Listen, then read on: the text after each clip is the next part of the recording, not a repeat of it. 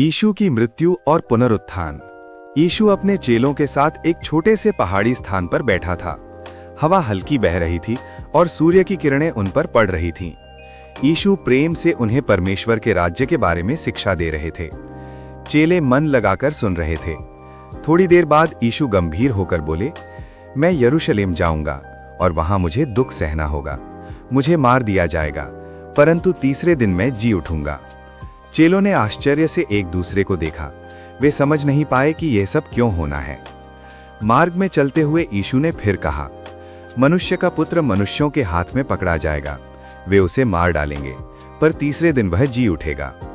इस बार चेलों के चेहरों पर चिंता थी। वे यीशु को खोने के विचार से दुखी थे। जब वे यरूशलेम को दूर से देख रहे थे, यीशु ने शहर की ओर इशारा करते हुए कहा, महायाजक और शास्त्री मुझे पकड़वाएंगे। वे मुझे मार डालने की आज्ञा देंगे। मुझे अपमानित किया जाएगा, कोड़े लगाए जाएंगे और क्रूस दिया जाएगा, लेकिन तीसरे दिन में जीवित हो जाऊंगा। चेलों के मन में भारी खामोशी छा गई। एक भीड़ के सामने यीशु ने योनाह का उल्लेख किया। जैसे योनाह 3 दिन मछली के पेट में रहा, वैसे ही मैं पृथ्वी के हृदय में 3 दिन रहूंगा। लोग आश्चर्य से उनकी ओर देखते रहे। ये एक गहरी भविष्यवाणी थी। मंदिर के आंगन में यीशु ने कहा, इस मंदिर को गिरा दो और मैं इसे 3 दिन में खड़ा कर दूंगा। लोगों ने समझा कि वे भवन की बात कर रहे हैं, पर वे अपने शरीर के बारे में बोल रहे थे।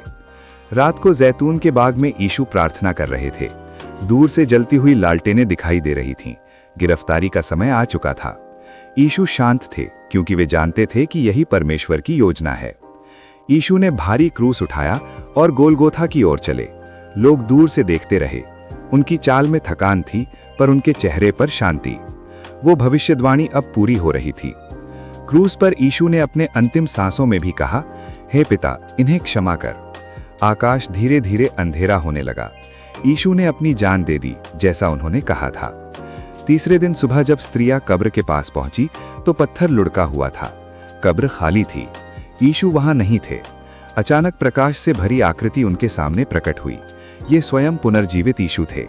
उन्होंने मुस्कुराते हुए कहा, मत डरो, मैं जीवित हूं। चेले खुशी और आश्चर्य से भर गए। भविष्यवाणी पूरी हो चुकी थी। पहाड़ की चोटी पर खड़े होकर यीशु ने कहा, दुनिया में जाकर सब राष्ट्रों के लोगों को चेला बनाओ। मैं सदैव तुम्हारे साथ हूं। फिर वे स्वर्ग की ओर उठा लिए गए और चेलों के हृदय में नया उत्साह और मिशन भर गया। वीडियो को लाइक, शेयर और सब्सक्राइब करें। धन्यवाद।